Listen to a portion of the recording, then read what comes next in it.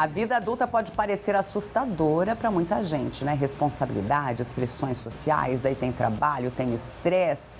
E aí a gente vai falar hoje sobre a síndrome de Peter Pan. Pessoas que têm dificuldade de encarar essa vida adulta. Carol Boas está aqui com a gente, psicóloga. Carol, bom dia, bem-vinda. Bom dia, obrigada pelo convite para estar aqui, né, falando com vocês sobre esse tema assustador, na verdade, para quem convive, né? Tá mais comum isso hoje, Carol? Explica melhor, né, o que é a síndrome de Peter Pan e se agora com essas novas gerações isso também está sendo aparecendo mais, né, se ampliando. Uma das coisas que a gente vê nos estudos sobre a síndrome de Peter Pan, que é o quê, né? A síndrome de Peter Pan, ela é a dificuldade de um adulto amadurecer e vivenciar as experiências da vida adulta. Então, ele permanece infantilizado por mais tempo, né? É uma adolescência tardia, né? Então, a gente olha lá, 30 e poucos anos e a pessoa ainda tendo alguns comportamentos de adolescente e não querendo encarar a responsabilidade da vida adulta. E hoje, os estudos que a gente vê sobre isso, né? Porque isso é uma síndrome que lá em 1983 foi registrada, né? Por psicólogos, por pessoas estudiosas da área.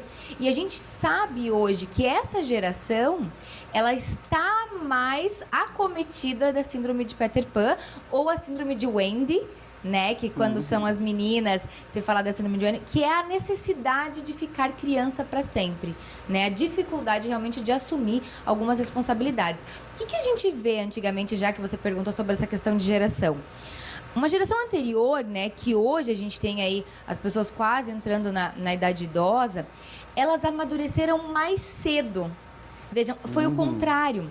A gente vê muita gente falando assim, nossa, mas eu com 12 anos eu já trabalhava.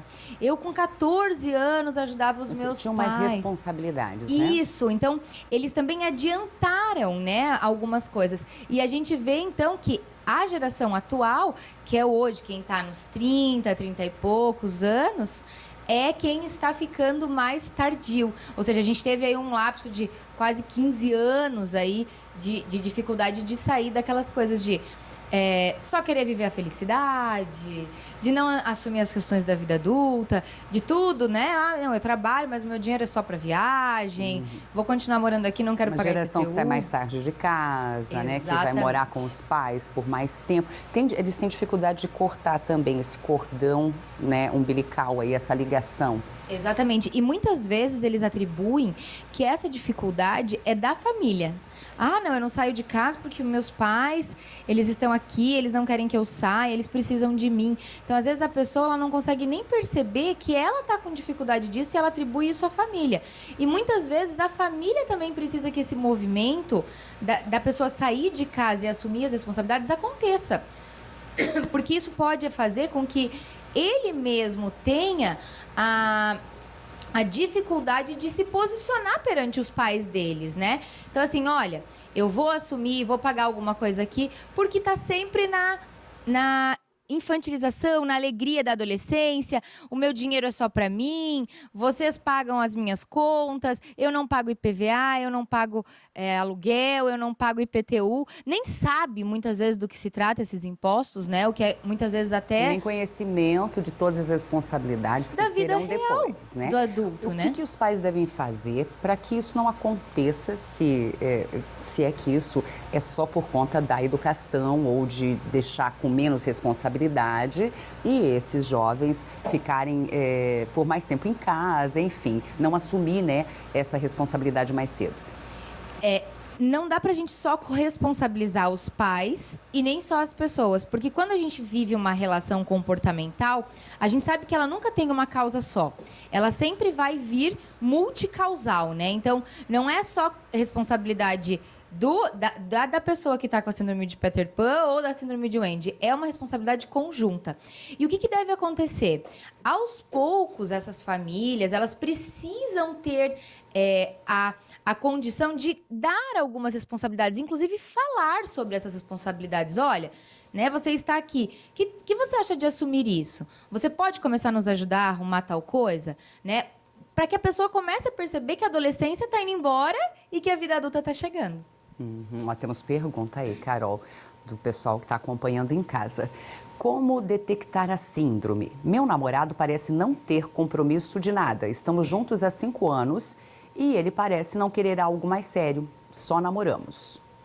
Então, aqui a gente tem algumas dúvidas do que a gente está vendo aqui, né? Porque a gente não sabe exatamente aonde esse namorado mora, quantos anos ele tem, como é essa relação. Então, tem muitas causas que pode ser que esse moço não está querendo assumir nada mais sério. Né? A gente não sabe exatamente se ele já tem uma estabilidade, se ele está buscando alguma coisa, se esse relacionamento está legal, né, para evoluir para um casamento. Então, não dá para dizer só com essas informações que isso é a síndrome de Peter Pan. Quando que a gente pode detectar? Quando a gente percebe que esse vínculo entre indivíduo e pais é muito saliente, não é o vínculo afetivo. Não há problema de você ser um adulto com vínculo afetivo muito significativo com seus pais. O problema é o vínculo de dependência.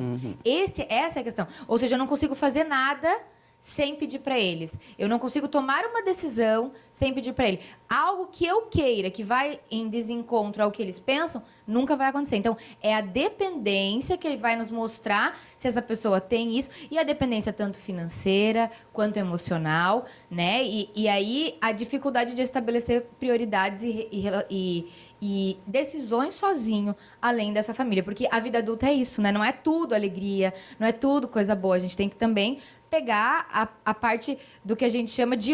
Tem o ônus e tem o bônus, né? Bom, em se tratando de uma síndrome, também dá para buscar uma ajuda profissional.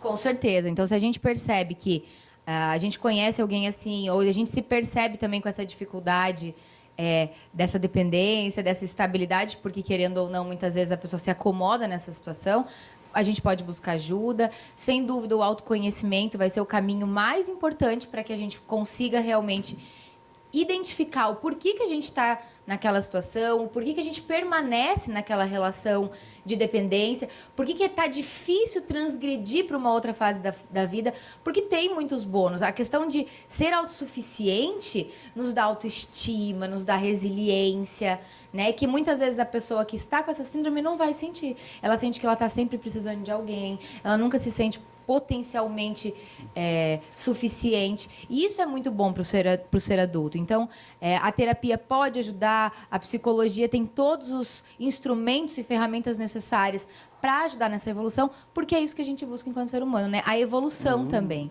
Exatamente. Enquanto a gente sai lá da infância, que a gente é totalmente dependente, passa pela fase da adolescência e chega na vida adulta e consegue ser ele próprio. Esse foi o Sessão Terapia de hoje, falando sobre a síndrome de Peter Pan com Carol Boazzi. Carol, vamos passar a rede social? Carol Boazzi, né? Vocês conseguem me seguir lá. Agradeço a atenção de todo mundo e o convite, sempre um prazer estar aqui. Obrigada, a gente adora te receber.